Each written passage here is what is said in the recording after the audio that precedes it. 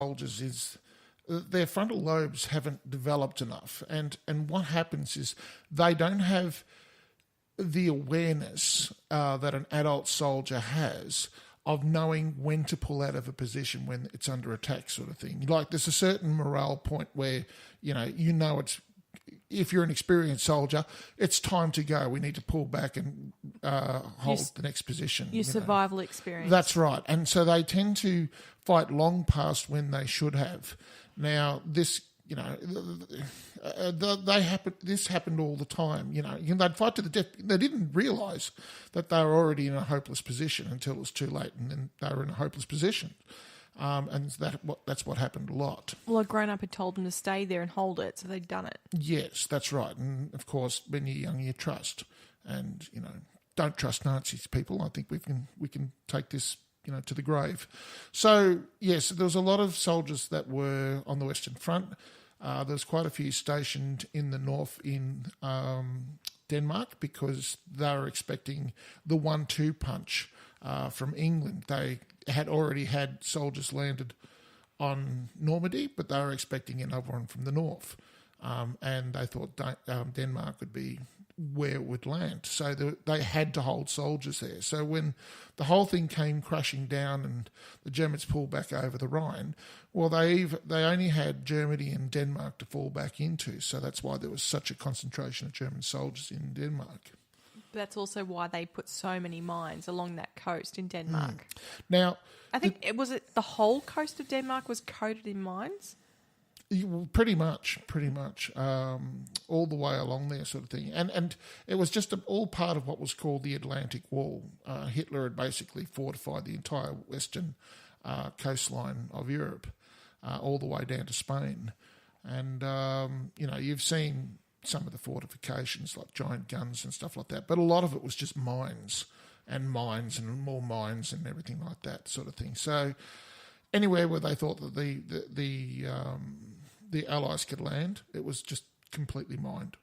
So this was creating a huge problem because nobody could go down onto the coast afterwards, after the war. And this is the people of Denmark had suffered quite badly from the German army occupation over the last, because they'd been occupied since 1940, and there was a lot of hatred. And that's what sets up this film, where these young boys are being sent to clear mines without little or no equipment. Well, the start of the film is just so many prisoners of war, and Sergeant Carl stops and beats this man. Yes, senseless over a flag. Yes. Because he's so angry. Yeah.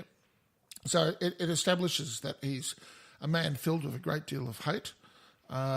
He's not a young man himself. He's a bit of an older veteran sort of thing. And so consequently, I don't think it's ever really explained, or did I miss that? Because I was furiously reading away. But What's that? You know me now. I tend to miss important facts. What do you think you missed? Well, had he lost his wife, or there was nothing said about nothing? that. Okay, all right. He might have been just on his own. There was a conversation he had with his lieutenant in the tent where they were discussing. He said that the lieutenant lied. I think it was inferred that perhaps the lieutenant. Oh no, he lied about the fact. Right. Are you talking about the end of the film? Yes. Oh no. Well, yes. Towards the end of the film. About what would happen to the boys, because they kept telling. No, that's fine. That's what I thought it was, but I wasn't sure. And they kept telling the boys. Yep. So Lieutenant Ebby or whatever his name is. Yeah. Who's just an asshole. Well, he's got hatred. Yeah, but the other guy's got hatred too, yes. but he learns to deal with it. Yes, but some people, this Sergeant Carl is with a group of 14 boys. They're boys. Yes. He can see they're boys. Yes. They're still, when they've got their downtime before bed, they're building blocks. They're playing with bugs. They're still playing games. Now, I want to be careful about... Now, this is very un-me, but I want to be quite careful about spoilers in this film for the simple fact that... Really? I thought you loved spoiling. Oh, well, generally I do. But you want people to watch this? I want people to watch this because I think it was spectacularly good. Okay, now, which is interesting for you because you normally don't like movies with subtitles. It's still going to lose the half mark. It's still going to lose the heart. So I'm sorry, a rule is a rule. And, So this movie's in German. even though consistency is not the defence of small minds, I will be quite small-minded about this. This movie's in German and so obviously people who don't speak German have to read the subtitles. Yes. Now, I assume Denmark nestled right up against the German motherland. I'm assuming that the only thing that would separate their languages would be an accent. The German listeners who listen to this, perhaps they could let us know, because I'd be genuinely interested if they go and listen to this and watch this. Anyone from Europe should definitely watch this. I think you'll find it absolutely fascinating. It's won so many awards. Have you gone and had a look at the awards? It won the Academy Award for Best Foreign Film. Oh, it should have too. God, it was good. I'm sorry, I'm just quickly looking up. Yep. Which is bad. Well, I can pause it. No, it's all right. They speak Danish. So it's not German, because you speak a bit of Dutch, which is, I think, German anyway. But It is not the same thing.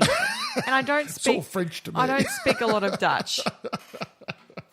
Thank you very much. Don't tell people that. They'll make assumptions. Okay, well, it's Germanic. So, but if a person was speaking Dutch to a German, could a German understand them? No, it's not the same language. So it's a separate different. language. So this Sergeant Carl's had to speak German to speak to these boys. But the thing is, depending on where they are, because I've never been to Denmark, but I've been to. I'm sorry if I'm being rude to any European countries here, but I've been to Belgium and I know they speak like 3 or 4 different languages in Belgium. That's because, depending on where they are against the borders. They've learnt them from so many armies walking through there. But what I'm saying is, when you're in a country, and here come the Germans. Oh, here come the French. And your borders line up with heaps of different countries like Germany, France, etc.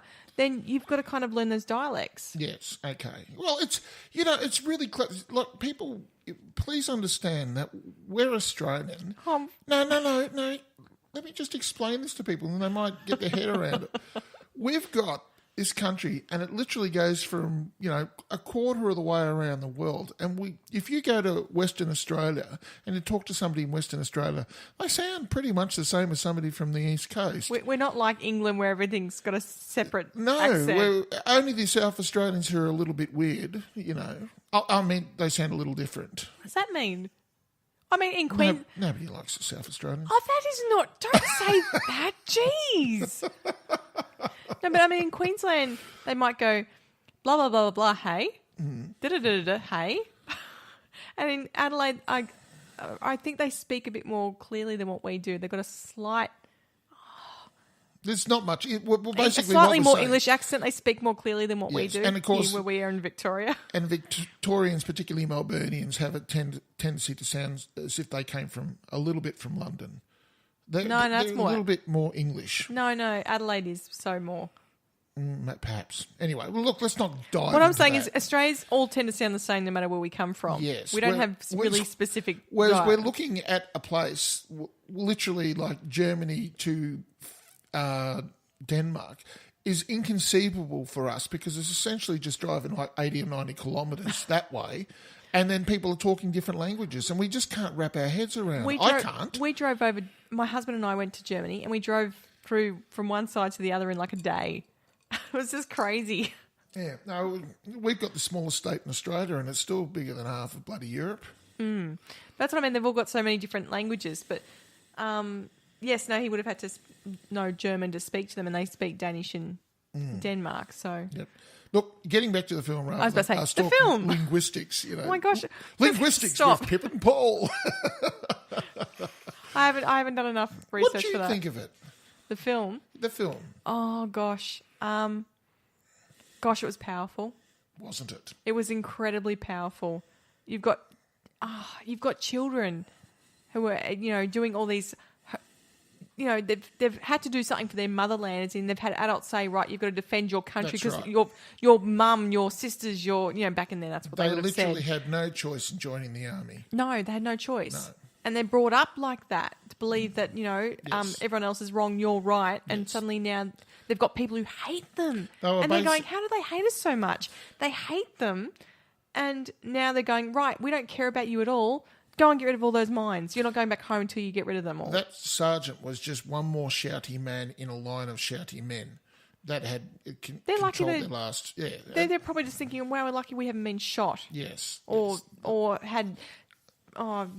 yes, put bombs around us and have people run off on us while we're tied to a fence. Most of them are about between the ages of 13 through to 16 sort of thing. So, they're young boys. Well, a lot of them couldn't even grow a mustache. Yes. And the other guy, Helmet could. He's about the only one. And this group of boys were next to a farmstead held by a Danish woman. Native Danish woman and her young daughter, and of course they get wrapped up into the plot as well. And I don't want to go too deeply into that. And I have to say, their involvement, what happened to them, didn't surprise me. I kind of picked what was going to happen with them pretty well straight off the mark. As soon as you put a child in it, and you've got one of the twins going up to her, yes. You can see, because they're still kids, and they would have all had little sisters. Yeah. They'd probably never see them again. You don't, Well, definitely. But that's what I'm saying. You're getting a view of that these boys that are dressed like soldiers are still just that. They're just boys. Yes, child soldiers. It's a very interesting thing. They're very effective. Can I just say it was shot really well? With a great deal of humanity. Yeah. Yeah. The fact that you get to see how these boys feel, and some of them are going, oh, well, when I get back, I'm going to be a bricklayer. I'm going to try and get an apprenticeship. And they have no idea what's actually happening in their country right now at that time period. And I'm thinking, my gosh. What do you think of the English officers who turned up to brutalise the boys? I'm not surprised. And I think it was done in a really, this is probably what happened. And he would have done that because, this lieutenant's trying to push this sergeant and say, well, hang on. They are scum. They're nothing. And, it's just the way people feel. And I think it was just, the way it was done in a, you're sitting there going, oh, my gosh, it's horrible. But it is what happened. The storyline was very good for you? Yes. It was consistent? Yes. Okay, so everybody made sense to you? Yes. Okay, so you're going to give it a big thumbs up in that regard. Can I just say I thought it was shot well? Mm-hmm. I thought all the boys did a really good job. Beautiful countryside too. It was a bit sparse. I love the fact that the sergeant... It is next to the sea. One moment they're playing games of football Yep. and then things change and he's going, right, that's it.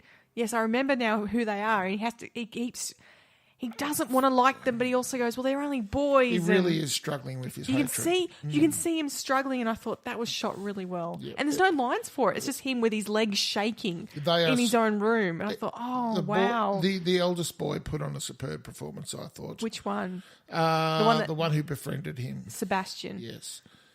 Yes. Who broke through. Yes. And a great deal of strength. And you got to think how hard it would have been for these young lads. They'd been through hell and back. Well, they've been in war, and now they're basically prisoners of war, and they're saying, we don't care about you. No. Go and get your arms blown off and get killed. Yes, which was quite often the case. So, yes, well, we don't have to necessarily dwell on that other than the fact that nothing ever changes humanity. Pull your socks up. I really liked the way it was shot. Yes. And I know I shouldn't have, but I really liked the ending. It was great, yes, but we're not going to...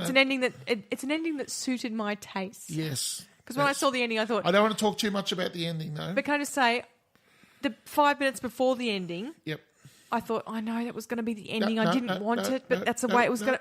That was the way it was going to be, and then the ending made me happy. Okay. It wasn't a bird's. The reason I'm being so secretive about this is because there's some... Because really you want people to watch it. I want people to watch this because it's... I think...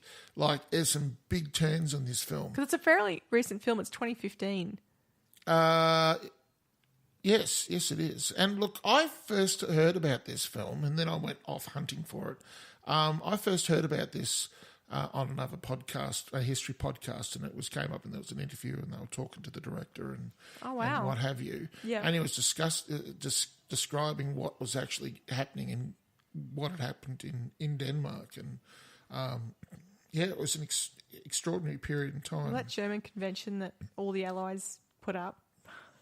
Oh, Yeah, we could bang on about it, and I don't want to get too wrapped up in. You only about ever hear from one. the winners. Yes, you do. Yes, I believe there's a quote for that, but I won't.